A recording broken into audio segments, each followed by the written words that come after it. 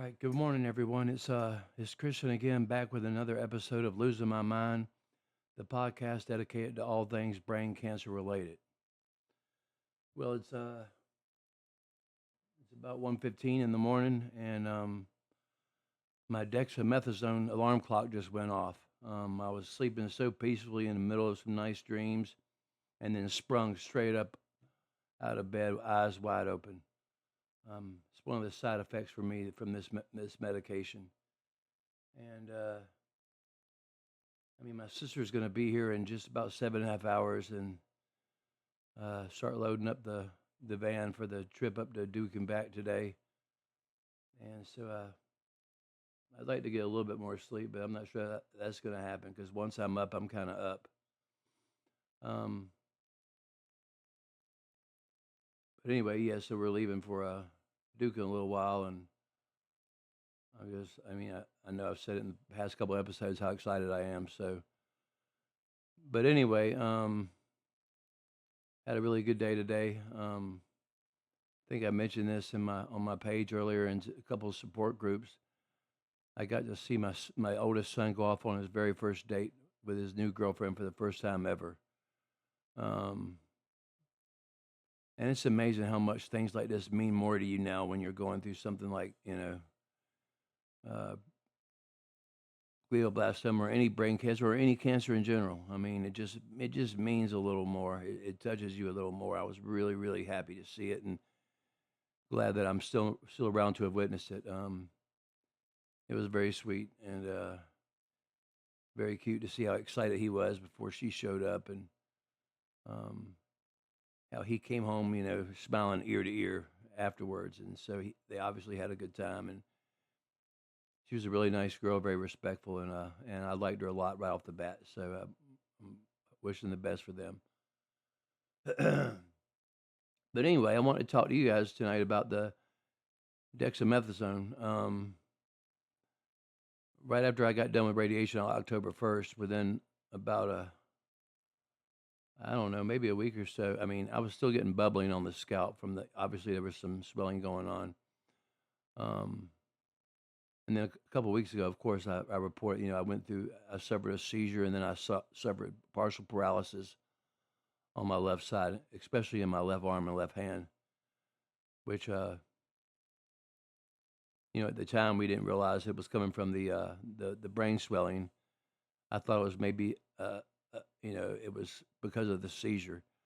Um, and after that last seizure, it cognitive, it, my cognitive uh, skills went down the drain for the last 2 weeks. I'm just now starting to think like myself again, which is good. Um, and I noticed today when we did the refills that the drug refills that my doctor has lowered my dexamethasone, so I'm pretty happy about that. But anyway, I know it's a common corticosteroid that's given to people who suffer from edema after radiation treatment.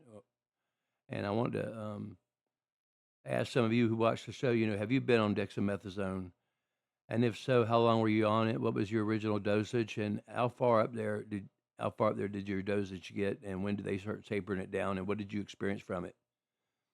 So I looked up some of this stuff, the common side effects, less common, everything. But anyway, so some of the more common side effects from taking this medication is aggression, agitation, anxiety, blurred vision, decreasing the amount of urine, dizziness, fast, slow pounding or regular heartbeat or pulse, headache, irritability, mental depression. I mean, so many of these go hand in hand with each other. Mood changes, nervousness, noisy, rattling breathing, numbness or tingling in the arms or legs, pounding in the ears, um, swelling of fingers, hands, feet, or lower legs, trouble thinking, speaking, or walking, trouble breathing at rest, and weight gain, and an appetite gain, that's for sure. I am definitely going through that. I have eaten the most food in the last 2 days that I have since my first resection surgery. So to tell you the truth, I feel the best I've felt since all this began. Um, I literally pigged out all day. and the more real solid food I ate versus the liquid meals I've been drinking mostly, the better I felt, which is a good thing, I'm assuming. But don't want to get too carried away with it because I'm trying to lose weight to help this Geo backpack fit a little bit better on my backside. But anyway, a lot of these side effects, the aggression, the agitation, the anxiety, the irritability, the mental depression. I mean, aren't these things that we all go through anyway? Once you've received the worst news of your life that you've got stage 4 GBM or any kind of brain cancer or cancer in general. I mean, don't we all go through those emotions anyway? I mean, I know I did. Um, I was feeling those long before I even started the steroid to reduce my edema in my brain. So I don't know how much of that to chalk up to just the normal mental anxieties we all go through when we're dealing with this horrible disease, or if it is enhanced by the steroid itself. But one thing I have noticed for me personally in the past week or so, and probably my wife would attest to this, is that I have noticed a increase in my probably a decrease in my patience level. My anxiety has gone through the roof because of all these trips to these different cancer centers to discuss my participation in their phase 1 CAR T cell therapy trial, which I am so wanting to get into, and just the up and down roller coaster of finding out when and if I'm going somewhere and for how long I'll be there. So all that uncertainty can certainly add to your anxiety and um, definitely decrease your level of patience. But anyway, so yeah, I have noticed in the last week or so a little bit more agitation. I can be a little bit more snappy. Um, as far as like blurred vision, I'm 51. Everything's getting blurrier as I get older. So I don't know how to. When my doctors ask me the same, almost every appointment when I show up, they go through these same a list of questions. Are you experiencing this, this, and this? And I'm like, no more than I was before. Before I got on these medicines. But then again, how can I tell? Uh, but for me personally, I have not experienced a decreasing amount of urine or dizziness or fast, slower pounding or regular heartbeat. Um, or headaches. I mean, when I first start wearing this Optune Geo, which, by the way, I have worn successfully today for the first time for 21 hours straight. So it can be done. It takes a little getting used to, but I mean, once you get used to it uh, but it was a small headache right above my sinus area, above my right eye. And all they had me do was just adjust the slide over the array just a little bit when applying a new array on, and it seemed to have gone away completely. So I haven't experienced any more of that. Irritability and mental depression. I mean, doesn't that come with having cancer anyway? I mean, and with that mental depression, irritability, mood changes, and nervousness. Now, I've also read that it causes suicidal ideations, which I have none of whatsoever, and I hope none of you have experienced any of that. And if you do, seek help.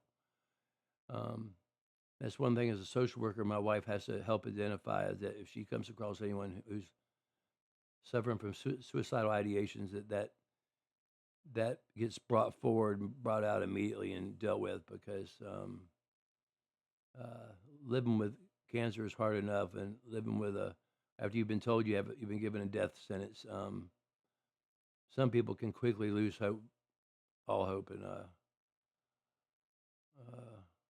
in a short period of time. So you don't want that to happen.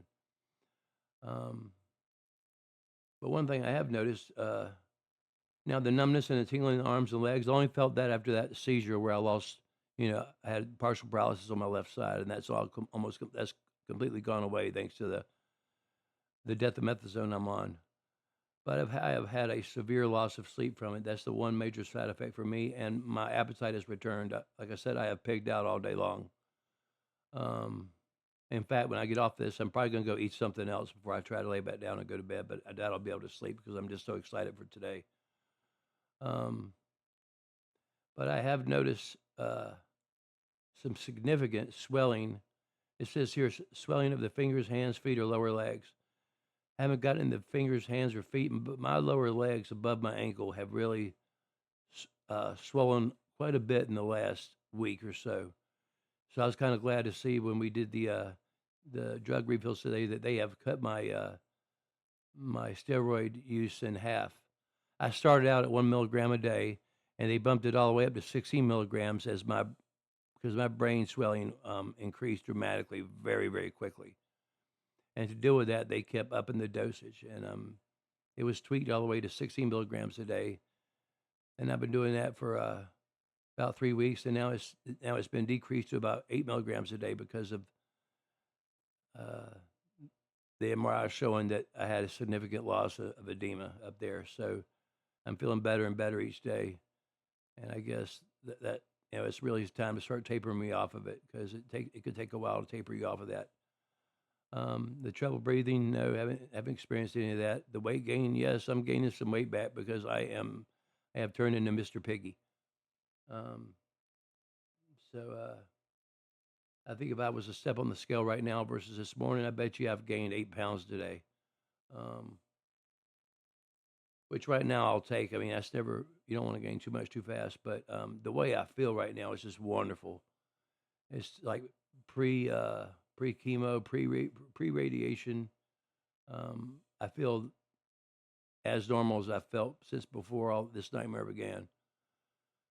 So I'm happy about that. But one thing I'm starting to, and here's some more psychiatric disturbances caused by these corticosteroids, and I think I might be suffering a little bit from it because it says although disturbances of mood, cognition, sleep, and behavior are as well as frank delirium or even psychosis are possible, the most common adverse effects are short-term euphoria and hypomania. And I think I might just be suffering from all of that in some way, shape, or form. I mean, I can't diagnose myself, but I want to get into these. I'm on this cut. I'm this close to getting into one of these phase 1 clinical trials of the CAR T cell therapy, and I want it so bad that I have to probably be one of the few GBM cancer patients in the world right now who I'm actually looking forward to having another reoccurrence, and I want it to happen now. I know that might sound a little crazy, but I cannot get into these programs until I've had a reoccurrence. And so, since I know that, I'm methylated GBM, it doesn't stop. GBM doesn't stop. It's going to come back. It's not a matter of if, but when. So while I'm good and strong and I'm feeling it and I feel like I'm healthy enough to deal with any complications that arise, I want that reoccurrence right now. That way I can go get that tumor cut out, get healed up, and get to Duke or UNC or UVA, wherever I end up going, as fast as humanly possible. So just that feeling alone might be just a result of these steroids I'm on, which cause euphoria and hypomania. So I might be making me a little over optimistic, but I'll take that as opposed to being the pessimist I was the first month or so I was diagnosed with this. And on the plus side of that, like I said, I mentioned earlier, I got to see my son go on his first date today. It was a cute thing to see. And it's even pushing me more to, I am determined more than ever to see more things like this with my family and my friends and my wife. I am determined to outlive my prognosis no matter what. My initial prognosis was 9 to 14 months, and I'm not going anywhere. I mean, the good side about all this, I will be here for Thanksgiving, which initially I thought I wouldn't be. And even looks like I'm going to be here for Christmas, so I will get to experience, make some new memories with some of my family during those times that, I was afraid I was going to miss a couple of months ago. And then again, maybe maybe I'm a little hyper optimistic right now about all that, but that's the way I feel right now. There's no way in hell that this thing's taking me out in 9 to 14 months. I'm just not going to let it. And I'm gonna do everything I can, every therapy and whatever to beat this thing. But I mean, I just had my tumor, resected in July, so I'm going on 6 months into my original latter end of that prognosis, which was 9 to 14 months.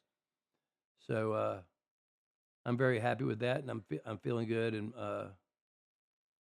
I just hope my wife can continue dealing with my mood swings because they have been occurring in the last week or so on the steroids. So I'm glad that that's being tapered off now. Um, because I could be a handful to begin with, and then you throw some steroids in there, and your hands better get bigger because they're going to get more full. Uh, my wife has dealt with a lot on and off the medication, so um, I'm happy to be weaning off of this, and hopefully that will my irritability and my mood swings and my uh,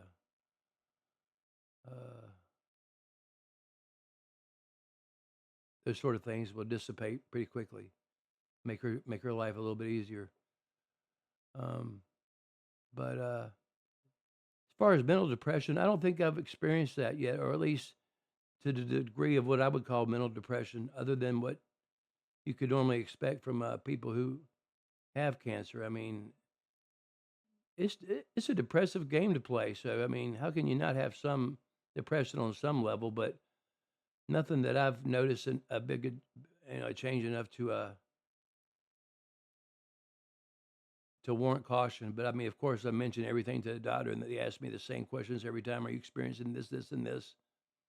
I'm like, yes, of course I'm experiencing it. I mean, who doesn't when you have this stuff? Um, so anyway, and then up here, I was looking at instances not known, which is kind of a funny title for symptoms you get from taking these steroids. Abnormal fat deposits on the face, neck, and trunk. I don't have those yet, but with all the eating I'm doing now, who knows what I'm gonna have? How many fat deposits I'm gonna have on my face, neck, and trunk? Um, Acne, I have not gotten that yet. Dry scalp, my skin's as oily as oily. I have very oily skin, so I haven't experienced any of the dry scalp. Lightening of normal skin color. Somebody else would have to tell you that because I look in the mirror, I see the same skin color every day. At least in my mind, I do. Um, I haven't experienced red face, reddish purple lines on the arms, legs, face, or trunk or groin. Now that would be concerning to me if I saw that. I have not witnessed any of that, and hope I don't. Swelling of the stomach area. Well, guess what? I ate about 10 pounds of food today, and I can tell you my stomach is a little more swollen than it was yesterday. So I think that's just a natural result of just turning into Mr. Piggy for a few hours. Thinning of the scalp hair. Well, I beat them to that. I was bald as a baby before all this started, so I can't attribute any of my scalp hair loss to chemo, radiation, or even the steroid itself. So I beat them to the punch on that one. But anyway, like I said, my questions tonight for you guys were, how many of you? I mean, most of us go through some sort of edema after the radiation, and the doctor UVA told me yesterday that this swelling can go back and forth for up to four, 5, some people even up to 6 months, and that's something I don't want because I'm hoping that this dexamethasone has taken it down to the point where it's controlled now, and I don't experience that because if it starts swelling again, um, I might have to be put on, and it starts causing damage. I might have to be put on medicines like Avastin that would immediately disqualify me from any of these phase 1 trials, and I do not want that to happen. So anyway, that's one thing I don't need right now in my life, and I'm going to will that out of existence and even happening. Um, but so yeah, please in the comments below, how many of you started off on dexamethasone? How long were you taking it? If you don't mind sharing your starting dosage, your ending dosage, and how long it took to taper you off of it. And what side effects did you get from it? And how long did that last? Because I'm just curious. Because, and they say that the effects of this, it can take months to wean you off, and it can take even longer for the side effects to go away from it. I'm just curious what others out there have experienced. Because it's one thing to read it in an article or a pamphlet. It's another thing to talk to people who've been through it. And this is my last week of being able to be on this steroid. So no matter what, I'm coming off of this thing, and I'd like to know what it's like when you finally are off of it. And I'm sure some of you know more out there, a lot more than I do, because I'm in my weaning off phase. But anyway, I just wanted to give you some good news that, watching my son go on his first date it was sweeter to me. It was sweet to see it. And I sometimes have had a tendency to overlook sweet moments like that because you fall into complacency and you take things for granted. But watching how excited he was before she showed up, it was sweet to see. And I want to see more. I want more memories like that. So that's really pushing me to keep going. And like I said, I'm babbling on here, and my sister's going to be here in 6.5 hours, and my wife will be running around like a chicken with her head cut off, helping the kids get ready for school in about 3.5 hours. So I better be signing off here pretty quick. But anyway, thanks for listening, and I will definitely report everything I'm told tomorrow after